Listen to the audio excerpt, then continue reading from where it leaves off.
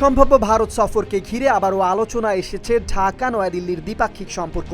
ভারতীয় সংবাদ মাধ্যম এনডিটিভির প্রতিবেদনে বলা হয়েছে, আগামী সপ্তাহের দ্বিতীয়ার্ধে প্রধানমন্ত্রী তারেক রহমানের ভারত সফরের সম্ভাবনা রয়েছে, তবে এখনও সফরের চূড়ান্ত তারিখ ঘোষণা করা হয়নি। সফরটি হলে প্রধানমন্ত্রী হিসেবে এটি হবে তারেক রহমানের প্রথম ভারত সফর। 2 দিনের সম্ভাব্য এই সফরে ভারতের প্রধানমন্ত্রী নরেন্দ্র মোদীর সঙ্গে বৈঠক হতে পারে। সেখানে বাণিজ্য, যোগাযোগ, জ্বালানি, সীমান্ত ব্যবস্থাপনা ও আঞ্চলিক নিরাপত্তা সহ বিভিন্ন দ্বিপাক্ষিক বিষয় নিয়ে আলোচনা হতে পারে। তবে আলোচনায় সবচেয়ে সংবেদনশীল বিষয় হতে পারে সাবেক প্রধানমন্ত্রী শেখ হাসিনার প্রত্যর্পণ।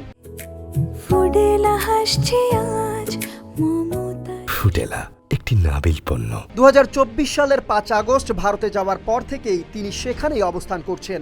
মানবতা বিরোধী অপরাধের মামলায় মৃত্যুদণ্ডের রায়ের পর তাকে ফেরত চেয়ে ভারতকে আনুষ্ঠানিক অনুরোধ করেছে বাংলাদেশ।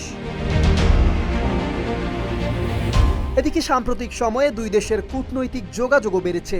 এপ্রিলে পররাষ্ট্রমন্ত্রী খলিলুর রহমান নয়াদিল্লি সফর করেন। এরপর 10 আগস্ট ঢাকায় প্রধানমন্ত্রীর সঙ্গে বৈঠক করেন ভারতের হাইকমিশনার দীনেশ ত্রিবেদী।